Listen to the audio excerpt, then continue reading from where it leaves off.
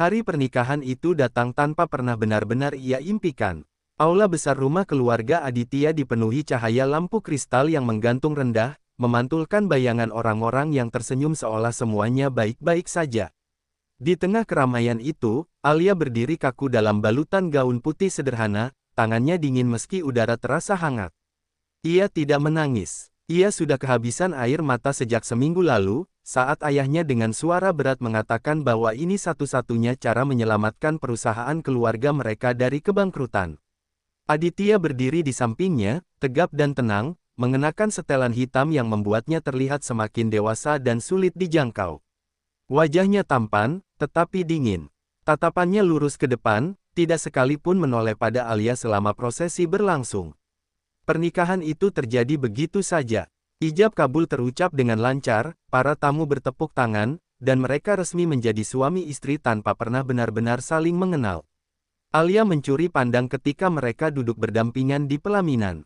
Pria itu terlihat seperti patung marmer yang hidup.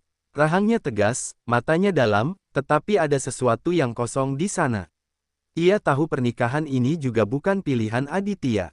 Ia mendengar kabar bahwa pria itu pernah hampir menikah dengan seseorang yang sangat ia cintai, tetapi hubungan itu berakhir tragis.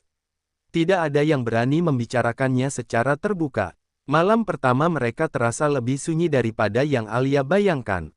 Kamar utama rumah besar itu luas dan rapi, terlalu rapi, seolah tidak pernah benar-benar dihuni dengan perasaan. Alia berdiri canggung di dekat pintu sementara Aditya melepas jasnya tanpa bicara. Kamu tidak perlu takut, suara Aditya rendah dan datar, tanpa emosi. Pernikahan ini hanya formalitas. Kita akan menjalani hidup masing-masing. Aku tidak akan memaksamu melakukan hal yang tidak kamu inginkan. Kata-kata itu seharusnya melegakan. Namun entah kenapa, dada Alia justru terasa sesak. Ia mengangguk pelan. Baik, Aditya mengambil bantal dan selimut tambahan, lalu berjalan menuju sofa panjang di dekat jendela. Kamu tidur di tempat tidur. Aku di sini. Alia ingin mengatakan sesuatu, tetapi tidak tahu apa. Ia hanya berbaring dengan punggung menghadap pria itu, menatap dinding gelap dan menyadari bahwa hidupnya benar-benar telah berubah. Hari-hari pertama pernikahan mereka berjalan kaku. Mereka sarapan di meja yang sama, tetapi jarang bertukar kalimat. Aditya berangkat kerja lebih pagi dan pulang larut malam. Alia yang baru saja lulus kuliah memilih tinggal di rumah, mencoba menyesuaikan diri dengan lingkungan baru. Para pelayan menghormatinya sebagai nyonya rumah, tetapi tetap ada jarak yang tidak terlihat. Suatu pagi, Alia memberanikan diri masuk ke dapur lebih awal. Ia belajar memasak dari ibunya sejak kecil, dan memasak selalu membuatnya merasa tenang. Ia membuat sup ayam sederhana dan telur dadar kesukaan ayahnya dulu. Saat Aditya turun dengan kemeja kerja yang rapi, ia tampak terkejut melihat meja makan sudah terisi. Kamu memasak? Tanyanya singkat. Iya, kalau rasanya tidak enak, tidak perlu dihabiskan, jawab Alia pelan. Aditya duduk tanpa komentar. Ia menyendok sup itu, mencicipinya, lalu terdiam beberapa detik. Alia menunggu dengan gugup. Lumayan, katanya akhirnya. Hanya satu kata, tetapi bagi Alia, itu cukup untuk membuatnya tersenyum kecil. Sejak hari itu, ia mulai memasak hampir setiap pagi dan malam. Aditya tidak pernah memuji dengan terang-terangan, tetapi piringnya selalu kosong. Perlahan, ada rutinitas kecil yang terbentuk di antara mereka. Sesuatu yang sederhana, tetapi hangat. Namun dinginnya Aditya bukan tanpa alasan. Suatu malam, Alia terbangun karena mendengar suara pecahan. Ia segera bangkit dan menemukan Aditya berdiri di ruang kerja dengan gelas yang hancur di lantai. Napas pria itu tidak teratur, wajahnya pucat. Ada apa? Tanya Alia hati-hati. Aditya menoleh, matanya merah seolah baru saja melihat sesuatu yang mengerikan. Kamu kenapa keluar? Aku dengar suara. Masuk lagi. Ini bukan urusanmu. Nada suaranya tajam, tetapi Alia tidak mundur. Ia mengambil sapu dan mulai membersihkan pecahan kaca tanpa banyak bicara. Tangan Aditya gemetar. Ketika Alia tanpa sengaja menyentuh jari pria itu untuk mengambil serpihan yang menempel, Aditya refleks menarik tangannya. Jangan sentuh aku, ucapnya lirih, bukan marah, melainkan takut. Alia terdiam. Ia tidak tersinggung. Ia justru melihat luka yang belum sembuh di mata pria itu. Baik, katanya lembut. Tapi kalau kamu butuh seseorang untuk mendengarkan, aku ada. Aditya menatapnya lama, seolah mencoba membaca ketulusan di wajah Alia. Namun akhirnya ia hanya berbalik dan masuk ke kamar tanpa sepatah kata lagi. Hari-hari berikutnya, Alia mulai menyadari bahwa Aditya sering terbangun di tengah malam. Ia mendengar langkahnya mondar-mandir, kadang suara napas berat seperti orang yang menahan tangis. Trauma itu nyata, meski tak pernah dijelaskan. Suatu sore, hujan turun deras ketika listrik tiba-tiba padam. Rumah besar itu mendadak gelap. Alia yang sedang sendirian di ruang tengah merasa sedikit panik. Ia tidak terlalu suka gelap sejak kecil. Ketika suara petir menggelegar, ia refleks memeluk dirinya sendiri. Tak lama kemudian, ia mendengar langkah cepat. Aditya muncul dengan senter di tangan. "Kamu baik-baik saja?" Alia mengangguk, meski suaranya bergetar. Hanya kaget. Aditya berdiri lebih dekat dari biasanya. Cahaya senter menerangi wajah Alia yang pucat. Tanpa sadar, pria itu meletakkan tangannya di bahu Alia, sebuah sentuhan singkat tetapi cukup membuat jantung Alia berdetak tidak teratur. "Aku akan cek panel listrik. Tunggu di sini," katanya lebih lembut dari biasanya.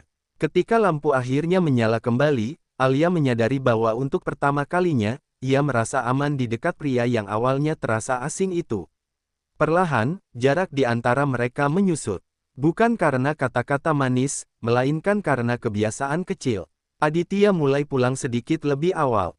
Kadang ia duduk di ruang tengah sementara Alia membaca buku. Tidak ada percakapan panjang, tetapi keheningan mereka tidak lagi terasa canggung. Suatu malam, saat makan malam, Alia memberanikan diri bertanya, "Apa kamu selalu seperti ini?" "Seperti apa?" "Menjaga jarak dari semua orang." Aditya terdiam lama. Sendoknya berhenti di udara. "Dulu tidak." Alia menunggu. "Aku pernah hampir menikah," lanjutnya akhirnya, suaranya pelan. "Kami sudah bertunangan, tapi dia meninggal dalam kecelakaan. Hari itu, aku yang menyetir." Alia merasa napasnya tertahan. Ia baru tahu sebagian cerita, tetapi tidak pernah sedetail ini. "Aku selamat." "Dia tidak." Aditya menunduk. "Sejak itu, aku tidak percaya diri untuk dekat dengan siapapun. Aku takut kehilangan lagi, atau lebih buruk, menyakiti." Alia ingin menangis mendengarnya, bukan karena cemburu pada masa lalu, melainkan karena melihat beban yang dipikul pria itu sendirian. "Itu bukan salahmu," ucapnya pelan. "Kamu tidak tahu itu. Aku tahu kamu bukan orang jahat." Untuk pertama kalinya, Aditya menatapnya tanpa dinding. Ada rasa lelah, ada rasa bersalah, dan ada sesuatu yang rapuh. "Kenapa kamu bisa setenang ini menjalani pernikahan yang tidak kamu inginkan?" Alia tersenyum tipis. "Karena aku percaya setiap hubungan punya kesempatan untuk tumbuh. Bahkan kalau awalnya dipaksa." Sejak malam itu, perubahan kecil semakin terasa. Aditya tidak lagi tidur di sofa. Ia tetap menjaga jarak di tempat tidur yang sama, tetapi kehadirannya terasa berbeda. Hangat. Suatu pagi, Alia terjatuh di tangga karena terpeleset. Aditya yang kebetulan ada di rumah langsung berlari dan memeluknya sebelum tubuhnya menghantam lantai. Untuk beberapa detik, mereka berdua terdiam dalam posisi itu. Alia bisa merasakan detak jantung Aditya yang cepat. "Kamu ceroboh," gumam pria itu, tetapi tangannya tidak melepaskan. "Aku tidak sengaja," balas Alia pelan. Aditya menatap wajahnya yang memerah. Ada kekhawatiran tulus di matanya. Saat itulah Alia sadar, hatinya mulai jatuh.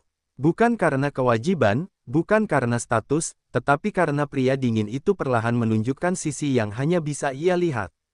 Namun perjalanan mereka tidak mulus. Masa lalu tidak hilang begitu saja.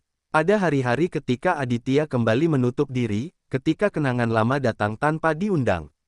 Ada hari ketika Alia merasa lelah berjuang sendirian. Tetapi setiap kali ia ingin menyerah, ia teringat tatapan rapuh pria itu malam pengakuan. "Aku tidak akan pergi," kata Alia suatu malam ketika Aditya kembali terbangun dari mimpi buruk. Ia menggenggam tangan pria itu meski awalnya ditolak. "Aku di sini." Aditya menatap tangan mereka yang saling bertaut. Untuk pertama kalinya, ia tidak menarik diri. Ia justru menggenggam lebih erat, seolah takut kehilangan sentuhan itu. "Alia," suaranya serak, "aku tidak tahu bagaimana cara mencintai lagi." Alia tersenyum dengan mata berkaca-kaca. "Kita belajar pelan-pelan." Dan untuk pertama kalinya sejak pernikahan itu terjadi, Aditya mendekat tanpa ragu. Ia memeluk Alia dengan hati-hati, seperti memeluk sesuatu yang sangat berharga. Tidak ada gairah yang tergesa-gesa. Hanya kehangatan yang tumbuh perlahan, seperti api kecil yang akhirnya menemukan bahan bakarnya. Malam itu bukan tentang kewajiban suami istri. Itu tentang dua orang yang sama-sama terluka, memilih untuk tidak lari. Tentang seorang pria yang belajar membuka kembali hatinya, dan seorang wanita yang dengan sabar menunggu di depan pintu yang lama terkunci.